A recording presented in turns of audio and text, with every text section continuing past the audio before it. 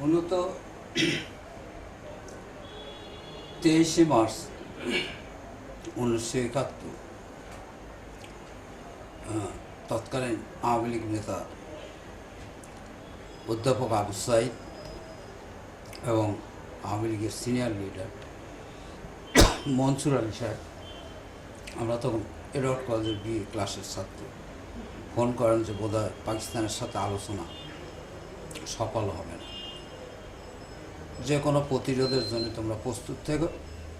পাবনার জেলা প্রশাসক নুরুল কাদের খান এবং এসপি এম.এ. গফফার এরা পাকিস্তানের বিরুদ্ধে রিভোল্ট করবে এবং ছাত্র নেতাদের হাতে অস্ত্র দেবে। ছাত্র নেতারা যে সমস্ত লোক নাম লিস্ট দেয় তাদের হাতে যদি পাকিস্তান কোনো ক্র্যাকডাউনে যায় তাহলে তারা রিভোল্ট করে ছাত্রদের সাথে নিয়ে রিটায়ার্ড আর্মি পুলিশরা রিভোল্ট করবে, পাবনায় যুদ্ধ শুরু হবে। তো 25শে মার্চের রাতে যখন সাইদ তালুকদার, ডাক্তার দাক্ষী সহ বেশ কিছু পাবনার নেতৃস্থানীয় লোককে ধরে নিয়ে যা পাকিস্তান মিলিটারি ওই ডিসিকে হত্যা করে, তখন পাবনার এডওয়ার্ড কলেজ বড় কলেজ ছিল উত্তরবঙ্গে, তারা পুলিশ, বাঙালি মিলিটারি এবং পাবনার ডিসি নুরুল কাদের খান, যিনি পরবর্তীতে বাংলাদেশ সরকারের সংস্থাপন মানে অস্থায়ী এক্সাইল বাংলাদেশ গভর্নমেন্টের সংস্থাপন সচিব হয়েছিলেন তিনি, এবং পাবনার এসপি এম.এ. গফফার এরা সম্মিলিতভাবে পাকিস্তানি বাহিনীকে প্রতিরোধ করে। প্রতিরোধের এক পর্যায়ে 27শে মার্চ পাবনা পাকিস্তানি হানাদার বাহিনী মুক্ত হয় এবং 29শে মার্চ সারা বাংলাদেশের মধ্যে একমাত্র পাবনাতে পাবনার জেলা প্রশাসক, এসপি, জেলা জজ, all magistrates, all government officers এবং মানে পুলিশের গার্ড অফ অনারে স্বাধীন বাংলাদেশের পতাকা পাবনা জেলা জজ কোর্টের উপর ওঠানো হয় এবং সিভিল প্রশাসন চালু করা হয়। তো সেই অবস্থার থেকে নগরবেড়ি ঘাটে তখন প্রতিরোধ, নগরবেড়ি ঘাট যেহেতু উত্তরবঙ্গের প্রবেশদ্বার ছিল, প্রতিরোধ যোদ্ধারা ওই নগরবেড়ি ঘাটে অবস্থান নেয়। সম্ভবত অনেক দিনের ঘটনা, সব কিছু ঠিকঠাক মনে নেই, 9ই এপ্রিল এর আগে 7ই এপ্রিল হতে পারে, সেই নগরবেড়ি ঘাটে পাকিস্তানের এয়ার অ্যাটাক হয় এবং সম্মিলিত পাকিস্তানি সেনাবাহিনী আক্রমণ হয়। তখন আমাদের অ্যাম্বুশ উড্ড করে আমরা পাইকেরহাটি ডাব বাগানে আসি, সেইখানে ইপিআরের বগুড়ার এবং বিভিন্ন জায়গার প্রতিরোধ করে, প্রতিরোধ যুদ্ধে সেখানে প্রতিরোধ ভেঙে পড়ে। তারপরে হলো সেটা বৈশাখ মাসের কয় তারিখ হতে পারে ঠিক মনে নাই, আমি আমার দেশের বাড়ি ড্যামরার কাছে ছোটো পাথরের বানাক ড্যামরা ওখানে যাই। হ্যাঁ, ড্যামরা আর বাউসগাড়ি অ্যাডজাস্টমেন্ট, সেখানে যে সেখানকার যে হত্যাকাণ্ড বা লুটপাট, সেই প্রসঙ্গে ওই ঘটনাটা একটু বলুন, ওখানে কি ঘটেছিল? ওখানে ঘটেছিল সেদিন ছিল বৃহস্পতিবার দিবাগত রাত। ওই ড্যামরা গ্রামে চারদিক থেকে ধনাঢ্য হিন্দুরা এসে ওইখানে শেল্টার নেয়। তো এটা শোনা যাচ্ছিল যে পাকিস্তানি মিলিটারি আসতে পারে। তো ওই দিনে ভোর রাতে দেখা গেল যে চাইনিজ অটো রাইফেলের গুলির শব্দ। আমরা যেহেতু যুদ্ধে অংশগ্রহণ করছি, আমরা সাউন্ডটা বুঝতে পারতাম যে কোন পক্ষের বুলেট। তখন দেখা গেল যে গোটা ড্যামরা গ্রাম পাকিস্তানি মিলিটারি ঘিরে নিয়েছে। তো এইটা ঘেরায় সাহায্য করছে বেড়ার আসাদ নাম করে একটা লোক, ওদেরকে রাস্তা দেখা নিয়ে আসছে। এই আসাদ যাদেরকে দেখা দিয়েছে তারা আর জানে বাঁচে নাই, তাদেরকে গুলি করে মারি ফেলছে।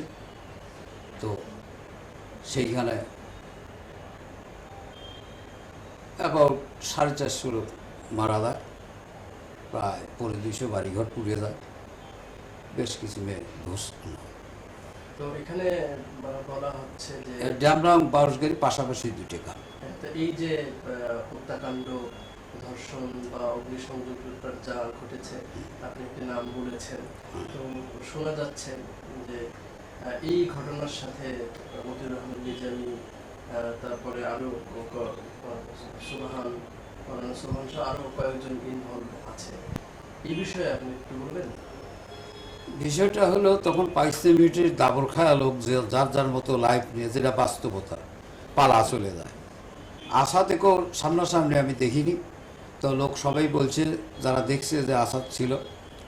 এইখানে মৌলানা নিজামী সাহেব, সুবহান সাহেব বা আদার্স যারা আছে, এদের ওখানে কেউ বলেনি যে তারা ছিল, বা আমরাও দেখিনি।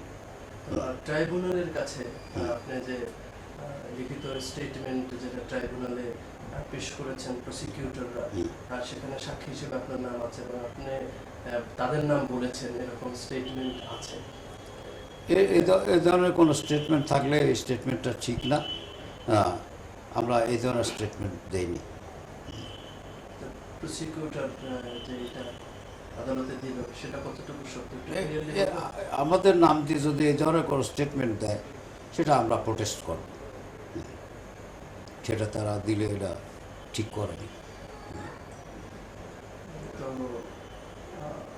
আদালতকে তারা যে আপনাদের সাথে বা প্রসিকিউটরের এই বিষয়ে কোনো কথা হয়নি? প্রসিকিউটরের এই আপনি যেভাবে জিজ্ঞেস করলেন, এইভাবে কথা হয়েছে যে যুদ্ধটা কি, মানে ওখানে গণহত্যাটা কিভাবে হলো, তখন আমি আসাদের নাম বলছি, সেই রাস্তা দেখা। এবং এই আসাদটা আপনাকে আরো বলি, স্বাধীন হওয়ার পর যখন যাদের লোকজন মারা গেছে, তারা আসাদকে দেখা দিল যে এই লোকই আনছিল, এবং তখন মুক্তিযোদ্ধারা গণ আদালতে আসাদের বিচার করে, বিচার করে তার মৃত্যুদণ্ড দেয়। প্রসিকিউশনের কাছে আপনি কি বলেছিলেন? প্রসিকিউশনের কাছে আমি বলছি যে আমরা হত্যাকাণ্ড পাকিস্তানি সেনাবাহিনীকে রাস্তা আসাদ দেখা নিয়ে এসছি।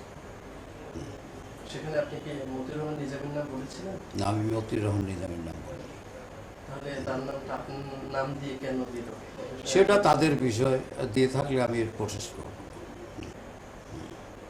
তো এখানে যদি মতিউর রহমান নিজামী বা সুবহান সহ এদের নাম জড়িয়ে মামলাটা পরিচালনা করা হয়, কিন্তু বিশিষ্ট আইনজীবীও, এই বিষয়টাকে আপনি কিভাবে দেখেন? এটা করা হলে সত্যের একটা অপলাভ হবে। যেহেতু আসাদ নিয়ে আসছিল, সে আসাদকে গণ আদালতে বিচার করে তখনই 71 সালেই ডিসেম্বর মাসের শেষের দিকে মৃত্যুদণ্ড দেওয়া হয়। সেই বিষয়টা যদি অন্য উপর দিয়ে করা হয়, এটা একটা সত্যের অপলাভ হবে।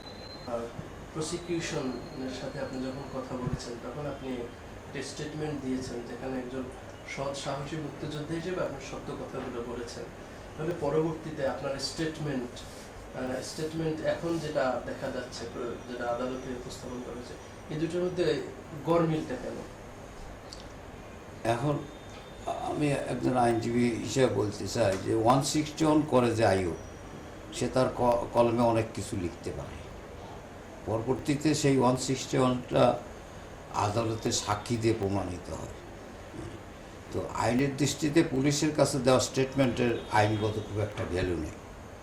আদালত যখন ওই 161 পরিপ্রেক্ষিতে সাক্ষ্য গ্রহণ করে, আদালতে যেটা সাক্ষ্য দেয় সেটাই হলো আসল কথা। তো এখানে আপনার দেওয়া যে লিখিত স্টেটমেন্ট যেটা আছে, সেখানে স্পষ্টভাবে বলা হয়েছে যে 350টা বা 450 জন নিরীহ গ্রামবাসীকে হত্যা করা হয়েছে, মানে 137টা বাড়িঘর, এগুলো হয়েছে, কিন্তু এগুলো নেতৃত্ব দিয়েছে আসাদ। পাকিস্তানি মিলিটারির সাথে এসে ও লোক চিনাও দিয়েছে যে এই লোক এরকম, ও যাকে দেখা দিয়েছে সে আর বাঁচে নিত। এটা প্রসিকিউটর বলতে পারে না, আমি সেটা বললে বলতে পারে, আমি বলি। এখানে তারা কেসটা সাজাইতে যে কৌশল নেওয়া লাগে সেইভাবে হতে করছে।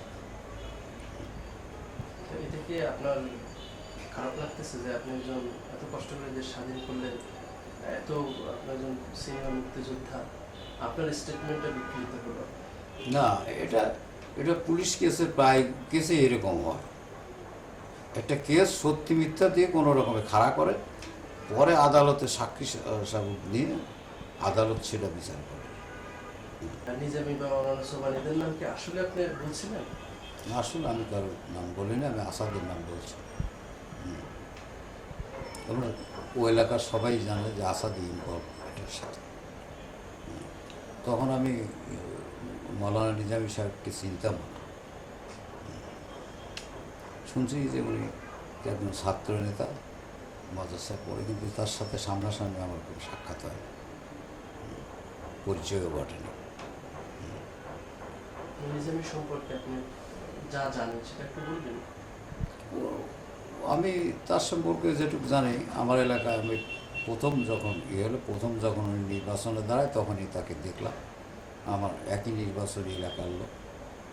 আমরা তখন অধ্যাপক আবু সাইদি নির্বাচন করি, ওনার দলের নির্বাচন করে দেখা হইল, ওই পরিচয় হলো, লোক সিনিয়র ক্যান্ডিডেট, জামাত ইসলামের ক্যান্ডিডেট। ওরা এলাকায় ওয়েল রেপুটেড লোক, তার ব্যক্তিগত কোনো দুর্নীতির খবর আমার জানা নেই, ওয়েল রেপুটেড লোক, অ্যাজ এ ম্যান হিসেবে ভালো মানুষ। আপনি তাহলে এবং উনি ওনার এমপিও হয়েছেন আমার এলাকাতে জনগণের ভোটে, মন্ত্রীও হয়েছেন, এলাকায় উন্নয়নমূলক কাজও করছেন উনি। এটা নিরপেক্ষ দৃষ্টিভঙ্গির থেকে বলতেছি।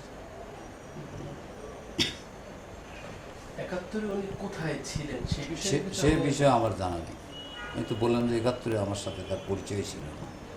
আমি তখন পড়তাম এডওয়ার্ড কলেজ বিএ ক্লাসে, আমরা এক রাজনীতি করতাম, ওনারা একটা করতাম, দেখা সাক্ষাৎ হয়নি। আসাদকে আপনারা ধরছিলেন কিনা বা তাকে জিজ্ঞেস আমি ঠিক ধরিনি, আমার সহযোগ সাথীরা ধরছিল সরিষা গ্রাম থেকে কাকে? আসাদকে, যে ড্যামরা এবং বাউসগাড়ি হত্যাকাণ্ডে পাকিস্তান মেয়েটিকে রাস্তা দেখা নিয়ে যায়, তারপরে যেসব বাড়িতে রেড করতে হবে তাদের বাড়িতে নিয়ে যায়, এবং ব্যাপক লুটতরাজের টাকা পয়সা বস্তা করে আসাদ নিয়েও গেছিল। সেই টাকা পয়সায় যাদের হাতে পড়ে তারাই গোপন ইনফরমেশন দিয়ে আসাদকে ধরা দেয়, মুক্তিযোদ্ধাদের অনেক সোনা দানা। তার কারণ ধর্নাঢ্য হিন্দুরা, ওই ড্যামরা গ্রাম হিন্দু অধ্যুষিত গ্রাম, তো ওইখানে যা শেল্টার নিয়েছিল। আসাদ কি স্বীকার করছে? আসাদ স্বীকার করছে যে আমার সঙ্গে দুটো লোক আছে, সে দুটো লোক একদমই গরিব মানুষ, বেড়াবাজারে কুলিগিরি করত,